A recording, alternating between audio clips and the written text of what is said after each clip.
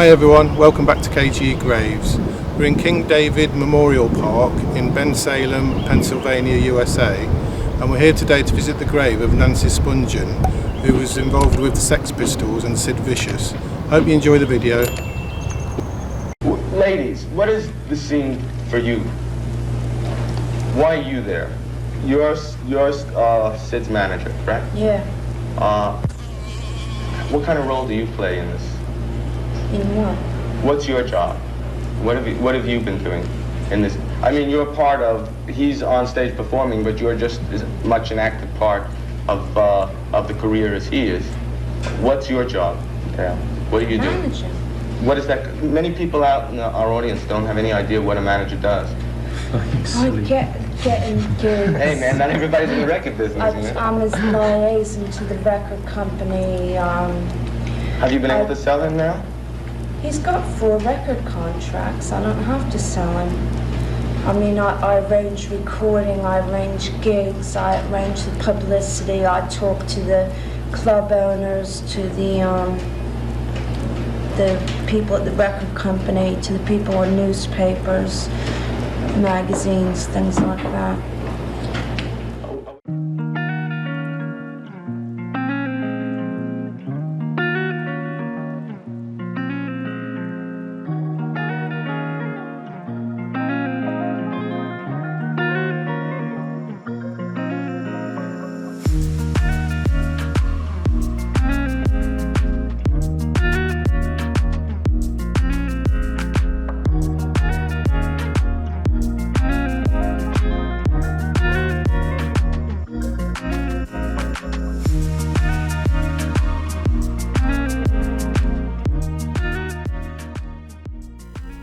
Nancy Spungen was born Nancy Laura Spungen on the 27th of February 1958 in Philadelphia, Pennsylvania, USA, to parents Franklin, Frank, and Deborah, née Alterman.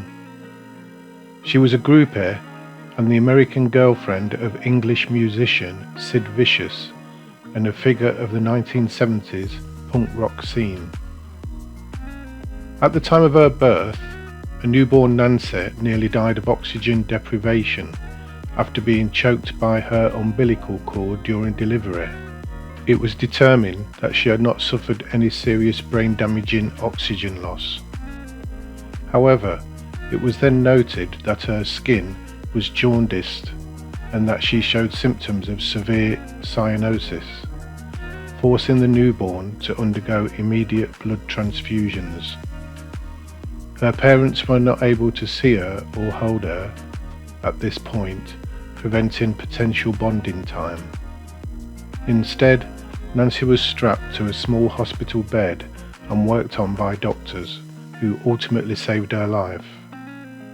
She was released from the hospital 8 days after her birth. Nancy proved to be a difficult baby, throwing crying fits and temper tantrums late into childhood. At 3 months old, she was prescribed a liquid barbiturate by a paediatrician, something typically given to patients experiencing seizures. The medication was ineffective and her violent behaviour persisted. In 1983, her mother said, "I know it's normal for babies to cry, but Nancy did nothing but scream." Although she excelled academically, she had few friends during her elementary school years. As a child, Nancy exhibited violent behaviour towards her younger sister Susan, but was very caring towards her younger brother David.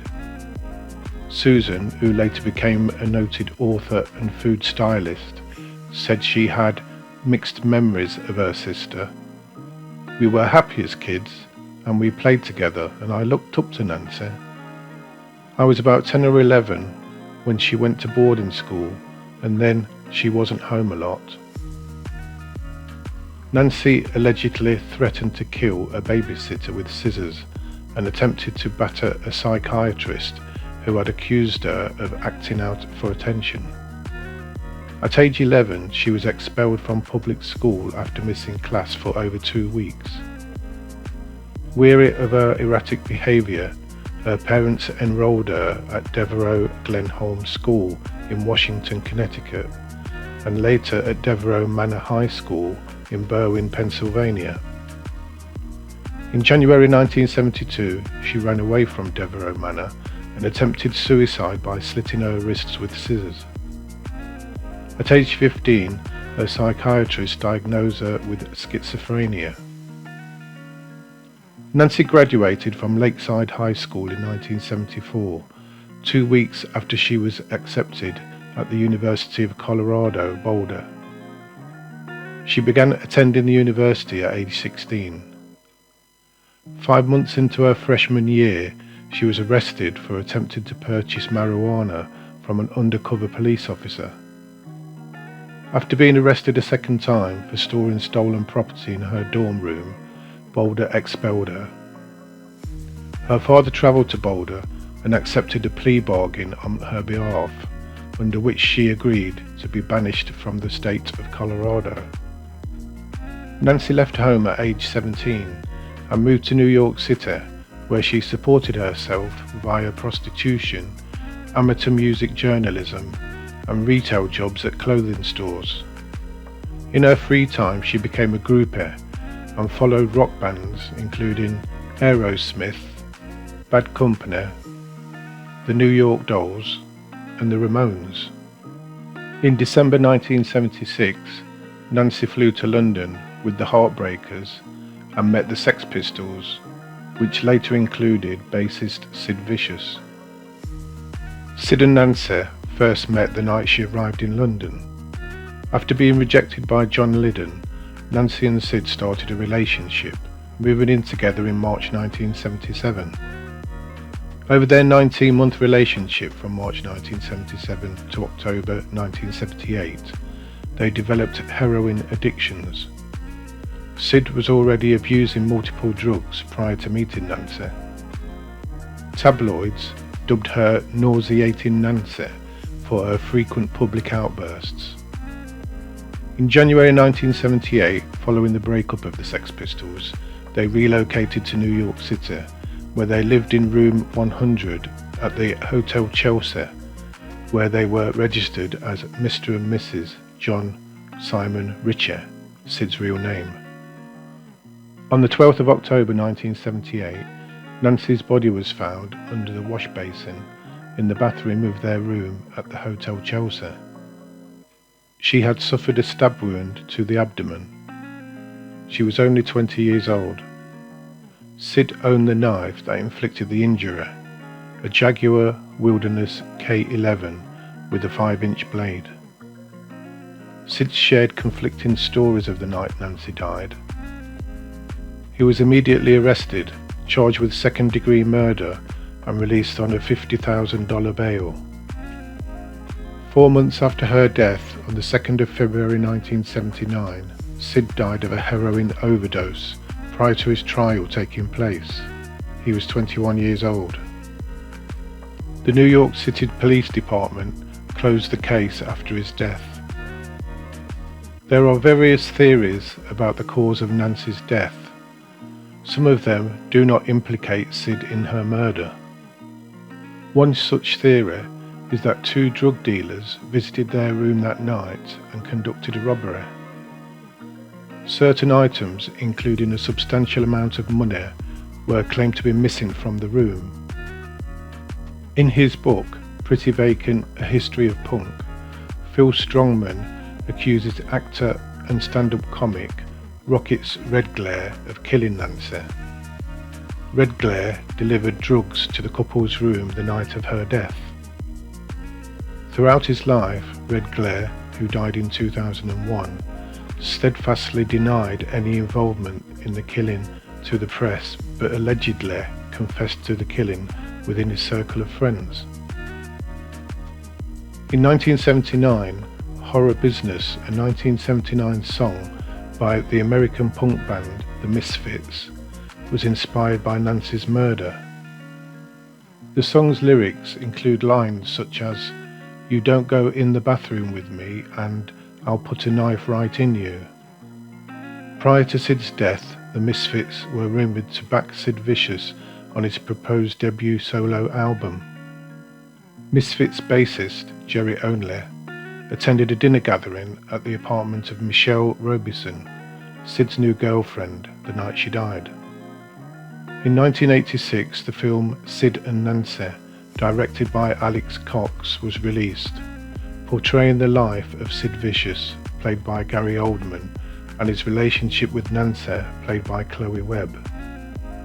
Critics praised Webb's performance as Nancy. In the film, Cox also put forth the theory that Sid and Nancy had a suicide pact. Let's see where her grave is located.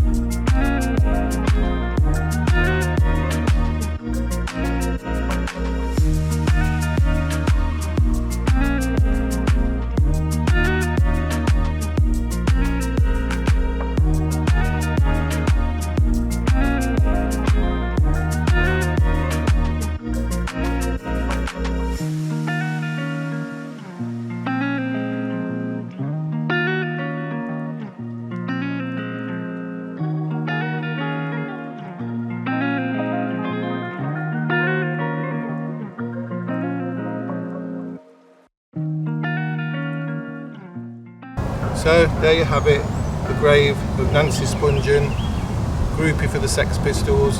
As usual, if you like the video, give it a thumbs up, subscribe to the channel and hit the notification bell. Thanks for watching, see you on the next one.